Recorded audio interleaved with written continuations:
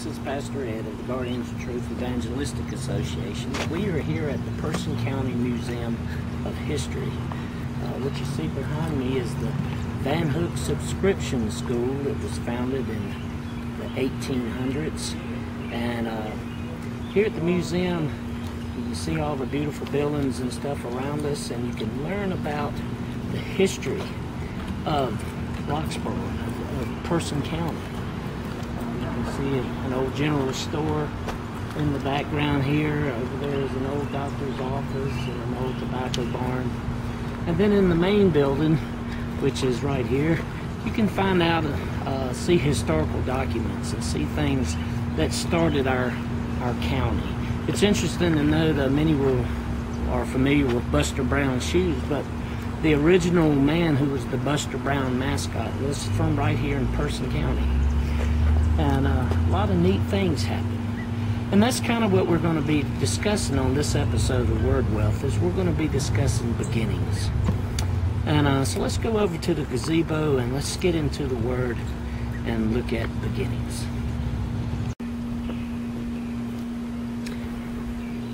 We're going to look at the topic of beginnings, and of course the very beginning was, find the account of that in the book of Genesis.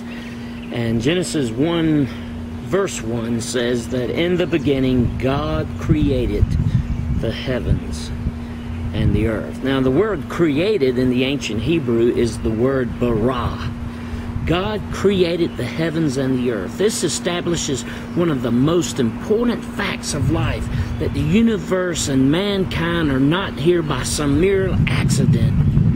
They are here by a specific design and a plan of God. The word bara means to form, to fashion, to produce, to create. And originally this verb carried the idea of a carving or a cutting out. You see, this suggests that the creating is similar to sculpture. God is the master artist, and He creates this great sculpture out of nothing. This great sculpture that we call the universe, that we call the planets. As we look around and we see these beautiful trees and the plants and everything that's around us, even life itself, was created. It was sculpted out of nothing. And God did all that.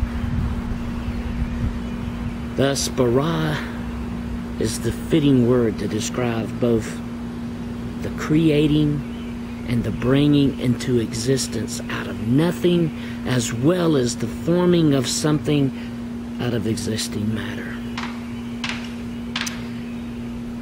You know, if we study the book of Genesis and you look at the first 3 chapters, it talks about restoring damaged lives and the restoration in the beginning. The beginning of the Bible's restoration message is found in the beginning of the book of Genesis. God created man in His own image, male and female.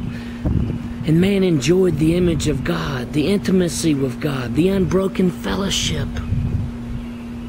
with God. However, man chose to disobey God's commandments, not to eat of the tree of the fruit, not to eat of the tree that contained the fruit of the knowledge of good and evil. Man broke that commandment.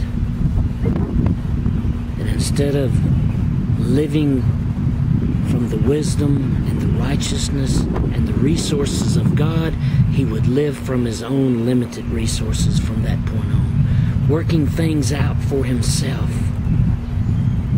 You see, with that tragic decision, man lost intimacy.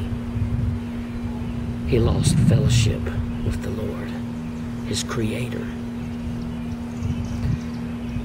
But God's restoration work began immediately. And we clearly, in the first sacrifice, we can clearly see the beginning of the revelation of God's redemptive plan. And then in the eventual sacrificial death of Jesus, that plan comes to fulfillment.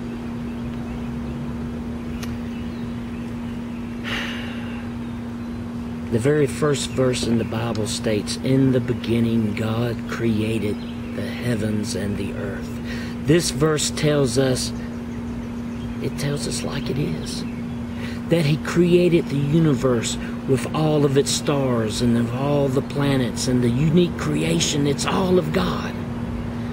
We look out at night, we see the stars, we see the images from the Hubble telescopes of the nebulas and of the planets and distant galaxies, and it's all done by God's hand, not some crazy mistake. You see, this means that mankind and the universe are not some cosmic accident, that there's a purpose.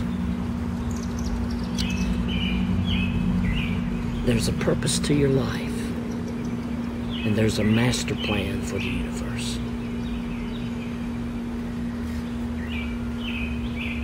The Bible teaches us that God is the creator of everything. And we need to remember that the Bible is true. It's true concerning spiritual matters, and it's also true concerning scientific matters. It's true concerning history. It's true concerning mathematics and other disciplines.